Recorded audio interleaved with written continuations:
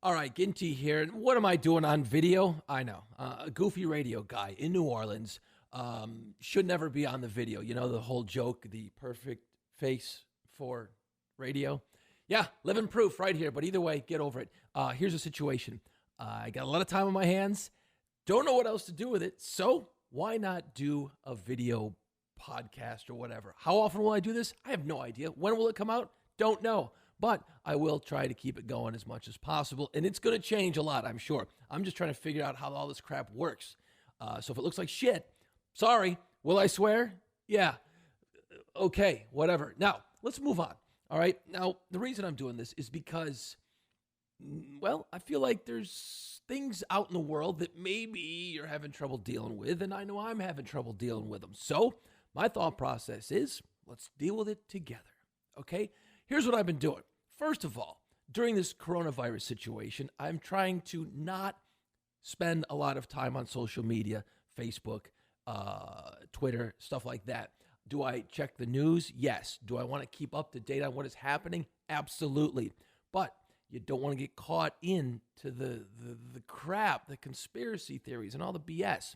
You can't sit there and watch the stock market constantly because that'll drive you insane. So, know what's going on, walk away. That's what I've been trying to do. Now, as far as shopping goes, I'm going to the grocery store maybe once every week and a half, and I'm loading up with the lube just like everybody else. I'm being real careful, but you got to go. You got to go to the grocery store. And here in New Orleans, I haven't found really large shortages of many things. Yeah, bread is missing, toilet paper, obviously, hand sanitizer, but I got a funny feeling that stuff will start to come back. So you just got to be patient, all right? And you know, the toilet paper thing is weird.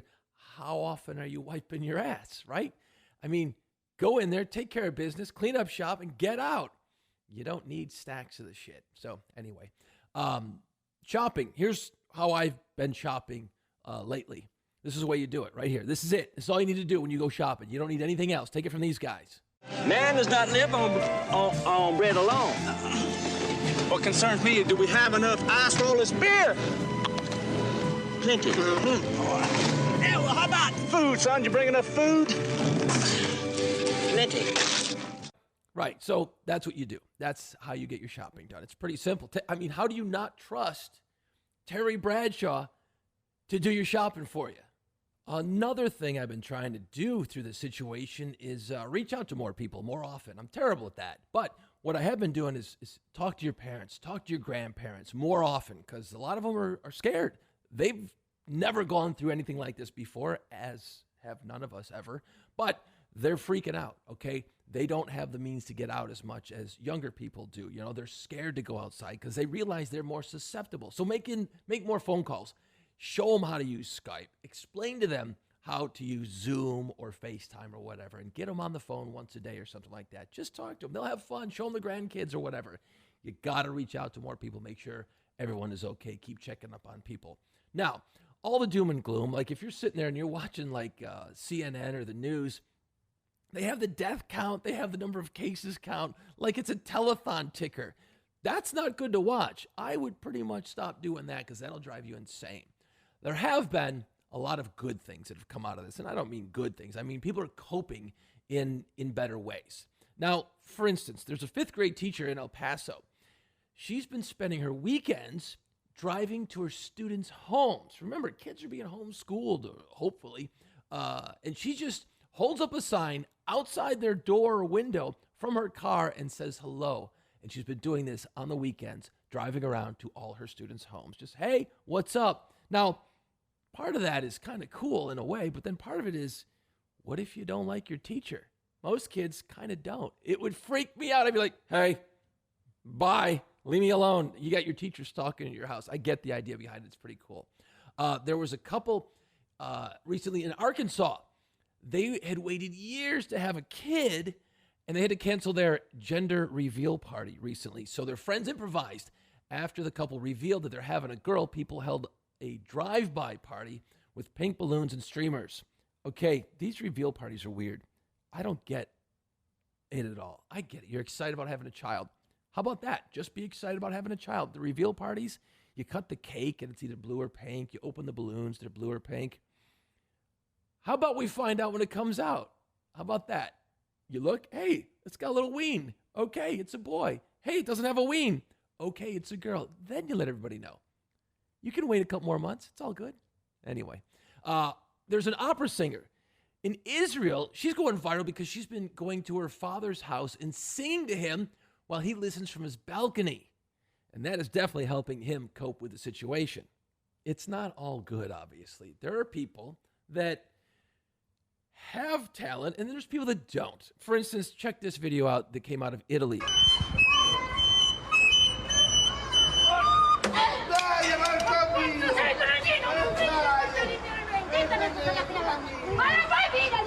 Okay, the dude throws an empty jug at her, and then she takes it from him.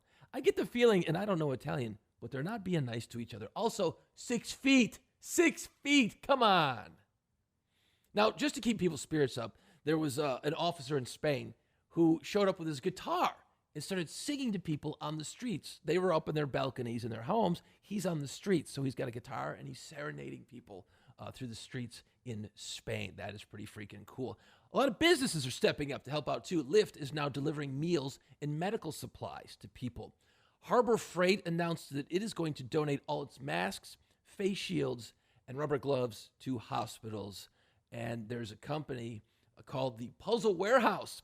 They're actually hiring more people to keep up with demand because so many families are doing puzzles together. Okay, when's the last time you did a puzzle, right?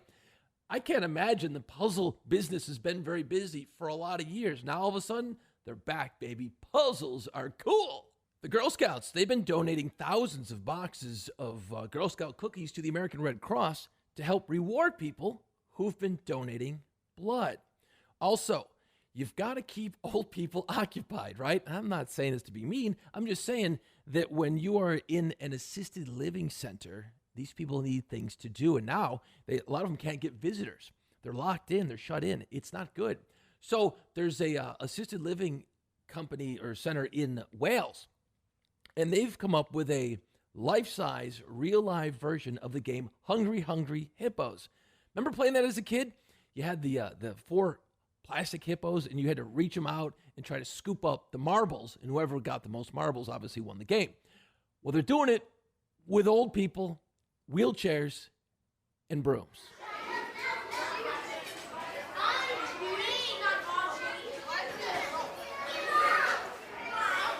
And people have been getting real creative. I mean, the old folks thing is pretty cool. But there's a guy in Brooklyn, New York, right?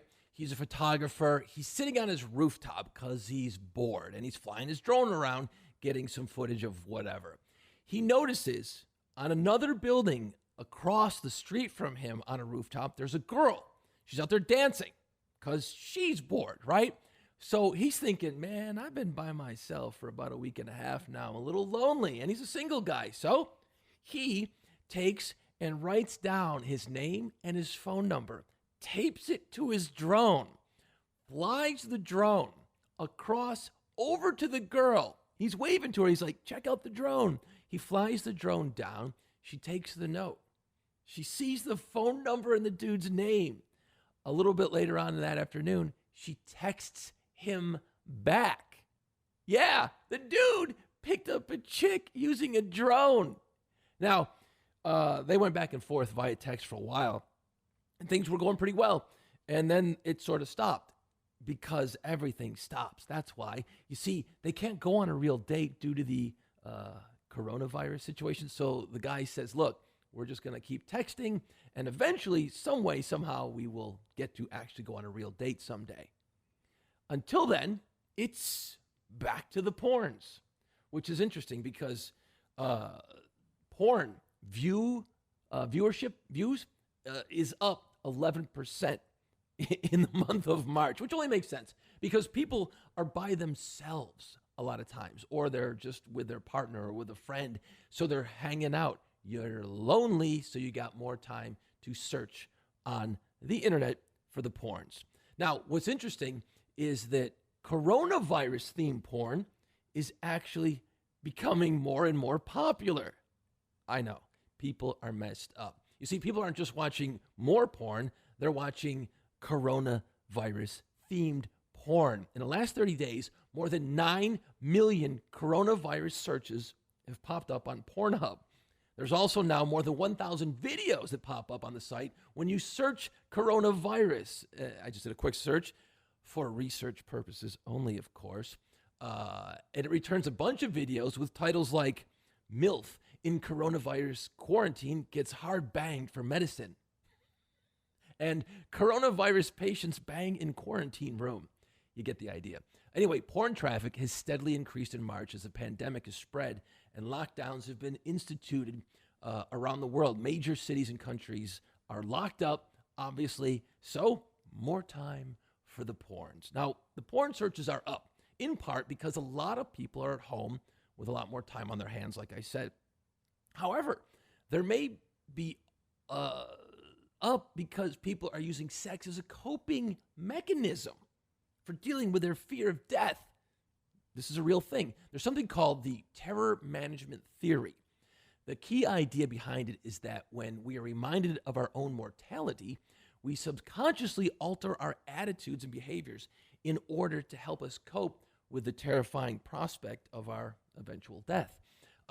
Some research has found that when we are faced with the prospect of our own death, this prompts sexual desire and behavior as a coping mechanism. So, since the COVID-19 pandemic is making us think a little more about mortality, it would make sense that you'd see a rise in horniness right now, which could partly explain why more porn is being consumed. Of course, just thinking out of the box here, you could use it as a line on your partner too. You know, you could just be like, hey, we're going to drown in our own lung goo, so we might as well have sex. Okay, so look, I'm broadcasting this thing, or whatever this is, from the city of New Orleans. In New Orleans, our main source of income as a city is tourism. I mean, Bourbon Street, the French Quarter, it's absolutely beautiful, normally. Now, we have the city in lockdown. Nobody's going outside, and this is what Bourbon Street looks like today. Yeah, instead of tourists, we got rats. Thousands and thousands of rats. So what the city's doing is putting poison in all the sewer drains and stuff, and hopefully the rats will all eat all of the poison, and they'll be long gone, so that when we open back up to tourists, the rats will be gone, and everyone will be back drinking and barfing in the streets one more time. All right, look, that being said, that's going to be it for today. I don't know how to end this. I don't even know how to begin this damn thing. I don't even have a name for it. So if you had fun, please like, subscribe to the YouTube channel. Leave comments below. That's cool. Look, I mean, you want to rip on me, that's fine. Go for it. But I don't think it's going to do you any good because I'm not going to care. You got suggestions, though, that I'll take. Believe me, I will take them. And I get it. Lighting, this is a mess. I'll work on it. Don't worry. It'll all get better. But, hey, thanks for watching if you did. And you know what? We'll see you next time.